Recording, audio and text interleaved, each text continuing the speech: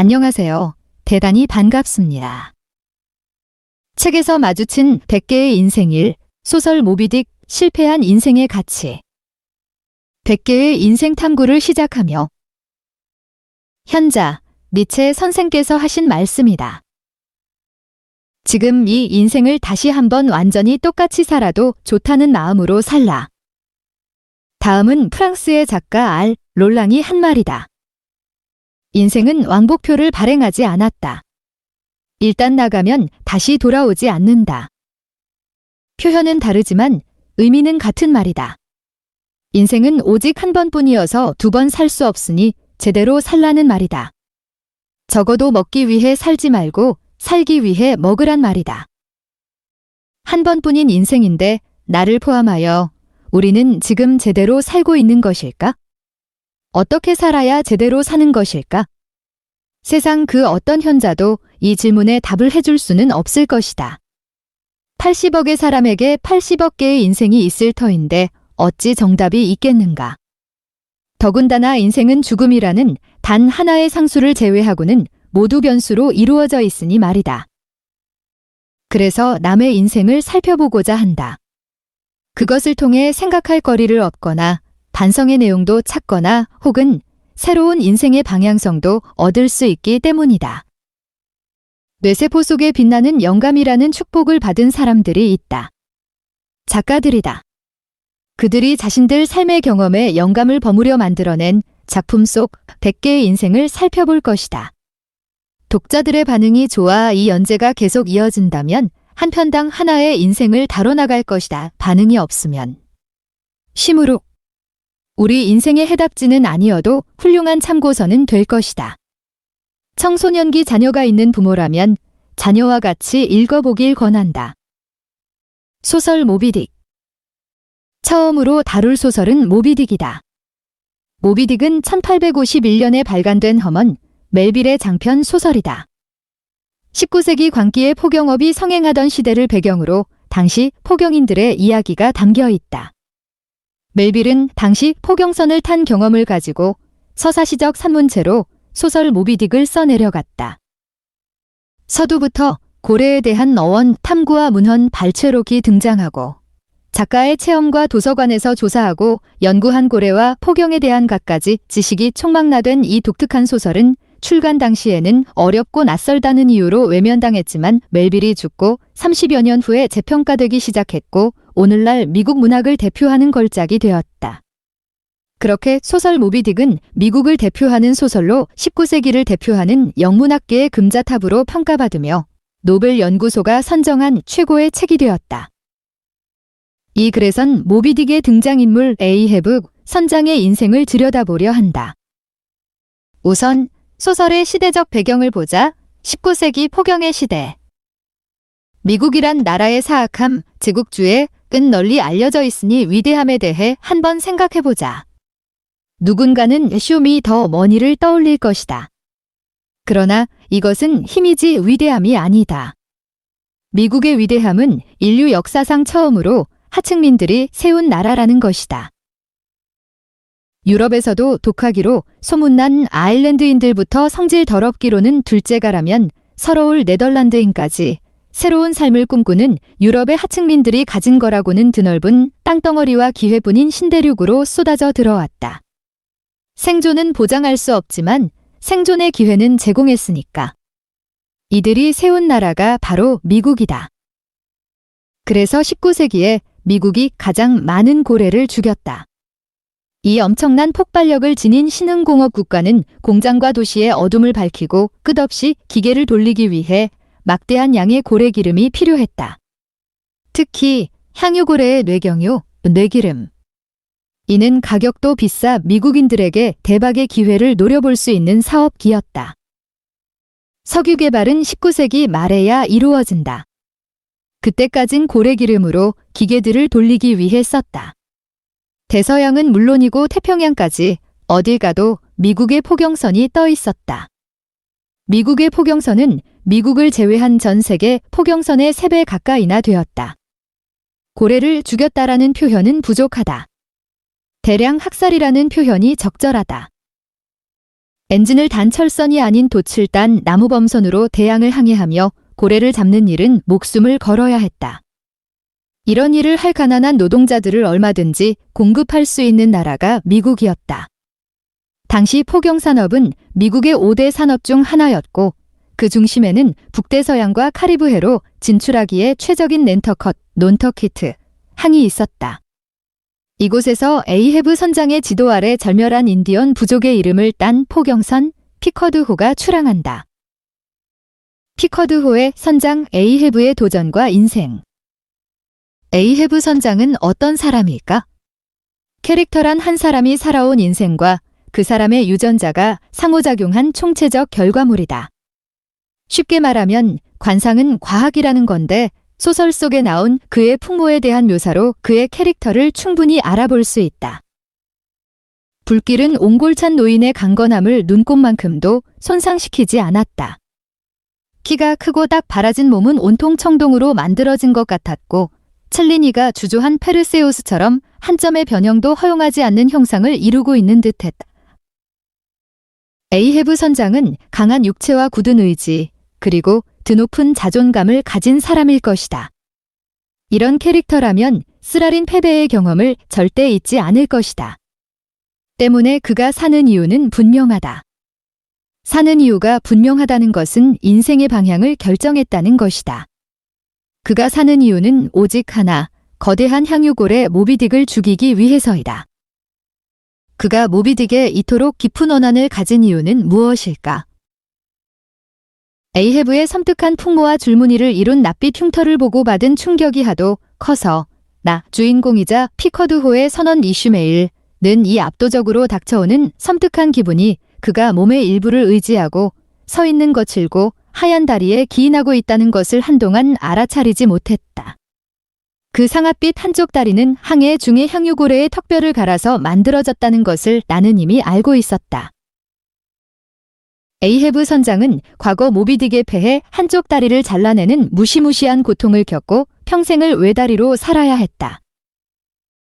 소설의 배경은 19세기 초반으로 귀족들이나 제대로 된 치료를 받던 시대이다. 가위와 칼을 능숙하게 다룬다는 이유로 가난한 사람들은 이발사들에게 외과 수술을 맡기던 때이다. 포경선에 진짜 의사가 있을 리 없다. 부상 선언이 발생하고 외과 수술이 필요하면 독한 술 한 잔 먹이고 입에 재갈 물리고 경험 있는 선원 누군가가 칼을 잡았을 것이다. 당시 외과 수술 모습. 강인한 노인 에이헤브 선장은 모비딕에게 한쪽 다리를 잃었고 이 과정을 겪어야 했다. 그는 고통과 함께 분노와 치욕감에 온몸을 떨었을 것이다. 에이헤브 선장의 모비딕을 죽이겠다는 인생의 목표가 충분히 이해된다. 당시 뱃사람들이 가장 두려워했던 것은 무엇이었을까? 그들이 풍랑만큼 두려워했던 것은 전염병이다. 목선은 기본적으로 방수가 되지 않는다. 늘 습기찬 환경에 미숙한 의학 지식과 약품, 그리고 좁은 공간의 집단 생활은 필연적으로 전염병을 발생시킨다. 중간중간 항구에 들러 신선한 야채를 먹고 깨끗한 물을 마시고 휴식을 취해야 하는 이유이다. 바다를 홀로 떠도는 유령선 이야기는 괴담이 아니고 실화이다. 항해 중 선원들이 전염병으로 사망하여 주인 없는 빈 배가 바다를 떠도는 것이 바로 유령선이다. 그래서 전염병이 돌고 있는 배를 만나더라도 구조활동을 하지 않는다. 그저 물이나 식량 정도를 던져주는 것이 전부이다. 그러나 에이헤브 선장의 집념은 전염병마저도 아랑곳하지 않을 정도였다. 전염병 따위는 두렵지 않소. 에이헤브는 바다에서 만난 거의 유령선이나 다름없던 제로보암호의 선장 메이휴가 고물보트에 서 있는 모습을 보고는 말했다. 어서 올라오시오.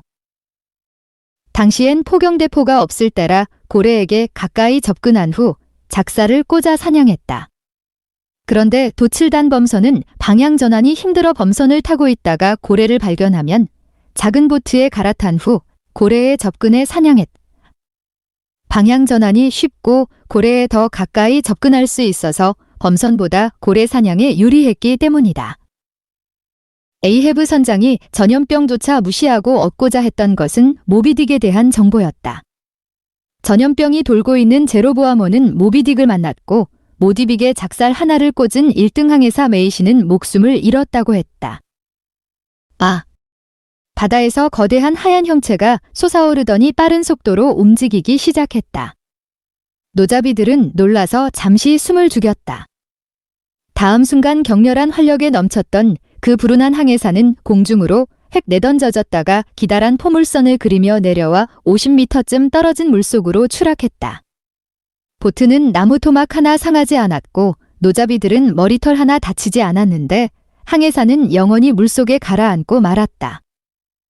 메이시의 최후였다. 그대의 포경보트. 구멍이 나서 가라앉을 거요? 무서운 꼬리를 조심하시오. 우리는 이 섬뜩한 경고에 대한 에이헤브 선장의 대응을 짐작할 수 있다. 에이헤브의 캐릭터를 이해하고 있기 때문이다. 사는 이유가 분명한 사람이 얻는 것이 바로 의지와 용기이다. 기어코 모비딕을 잡겠느냐는 제로보아모 메이휴 선장의 질문에 에이헤브는 물론이요 라고 짧게 대답했다.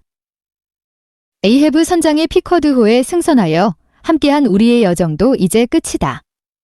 에이헤브 선장이 기어코 거대하고 아름다운 영물 모비딕을 찾았기 때문이다. 부드러운 옆구리에서 둘로 갈라진 물결은 일단 흰 고래를 씻어 내린 뒤에는 넓게 퍼져서 멀리 흘러갔다. 그 빛나는 양쪽 옆구리에서 고래는 유혹적인 매력을 발산하고 있었다. 이 평온함에 형언할 수 없이 도유되고 유혹당한 나머지 위험을 무릅쓰고 이를 공격한 사냥꾼이 있었던 것은 전혀 놀라운 일이 아니다. 고래여. 너를 처음 보는 사람들 앞에서 미끄러져가는 고래여. 너는 지금까지 얼마나 많은 사람들을 똑같은 수법으로 파멸시켰는가. 에이헤브 선장은 작사를 움켜쥐고 한쪽 다리로 보트에 올랐다. 그리고 자신의 모든 것을 실은 작사를 모비딕의 한쪽 눈에 꽂았다. 이 거대한 고래는 작살에 연결된 밧줄을 끊어버리고 몸을 돌려 배를 향해 돌진해왔다. 하얀 이마로 뱃머리를 들이받았고 배는 침몰하기 시작했다. 이 모든 광경을 보트 위에서 지켜보던 에이헤브 선장은 더욱 격렬한 투지를 불태웠다. 모든 것을 파괴하지만 정복하지 않는 고래여. 나는 너에게 달려간다. 나는 끝까지 너와 맞붙어 싸우겠다. 지옥 한복판에서 너를 찔러 죽이고 증오를 위해 내 마지막 입김을 너에게 뱉어주마. 에이헤브 선장은 다시 작살을 던졌고 모비딕의 몸부림에 작살에 연결된 밧줄이 에이헤브 선장의 목을 감았다. 에이헤브 선장은 보트 밖으로 날아갔고 이어 피커드호도 침몰했다. 모두가 죽었다. 단 한 명, 이 이야기의 전달자인 선원 이슈메일만이 운 좋게 살아남았을 뿐이다. 누군가는 광기와 집착이라고까지 표현했던 에이헤브 선장의 인생은 이렇게 실패로 끝났다. 작용의 힘과 반작용의 힘은 비례하는 것이다.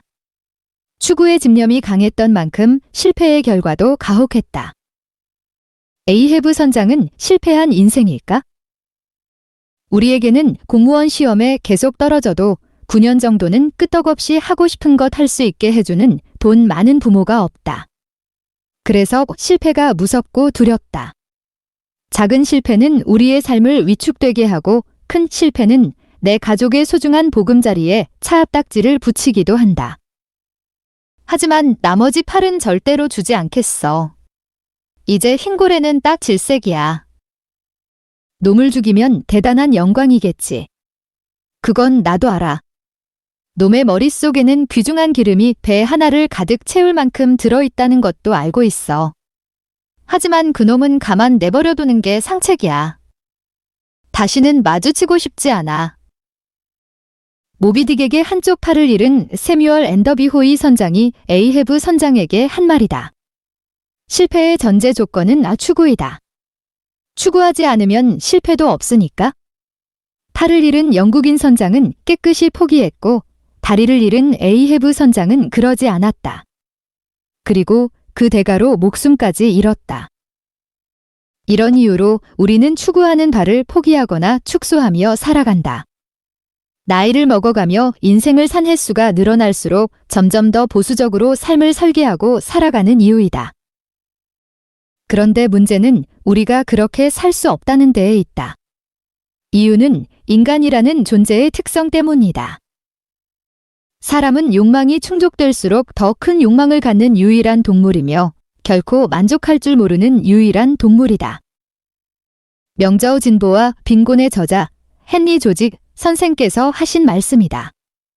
짐승의 삶은 생존의 욕구를 충족시키는 것이 목적이지만 인간의 삶은 욕구보다 더 높은 욕망을 충족시키는 것이 목적이다. 추구하는 것을 버리고 아무것도 시도하지 않으면 실패하지 않는다. 그러나 실패를 두려워하면서도 자꾸 무엇인가를 하는 것은 다름 아닌 우리가 인간이기 때문이다. 죄수가 감방벽을 뚫지 못하면 어떻게 바깥 세상으로 나올 수 있겠나? 내게는 그 흰고래가 바로 내 코앞까지 닥쳐온 벽일세. 때로는 그 너머에 아무것도 없는 생각이 들 때도 있어. 하지만 그게 어쨌다는 건가? 나는 그 증오를 녀석에게 터뜨릴 거야. 천벌이니 뭐니 하는 말은 하지 말게. 나를 모욕한다면 나는 태양이라도 공격하겠어. 에이헤브 선장의 강렬한 삶의 에너지가 느껴지는가? 욕망과 추구, 그리고 그것을 이루기 위한 도전과 실패의 연속. 여기서 삶의 에너지가 나오는 것이고 이것이 인간다운 삶을 지탱하게 해주는 원동력이다. 이것이 인생이다. 이제 첫 번째 인생 탐구를 마무리해도 될 것 같다. 실패한 인생의 가치, 그것은 실패 그 자체이다. 고래를 잡으려다 실패하는 것보다 더 문제인 것은 잡고 싶은 고래 한 마리조차 없는 삶이 아닐까? 실패하는 삶보다 우리가 더 두려워해야 할 것은 실패조차 없는 삶이 아닐까? 오늘도 크고 작은 실패 앞에서 좌절해 있을 수만은 나와 우리에게 페이스북에서 우연히 얻어들은 말로 첫 번째 인생 탐구를 마무리한다. 나의 실패담을 가득 모아가서는 밥 한 그릇 먹고 툭툭 털고 일어나 다음 실패를 향해 용기 있게 나아가는 거다. 희망이 행동을 낳고 행동이 희망을 낳는다. 그게 우리가 앞으로 나아가는 방법이다. 미국 민주당 좌파 하원 의원 알렉산드리아 오카시오코르테스 AOC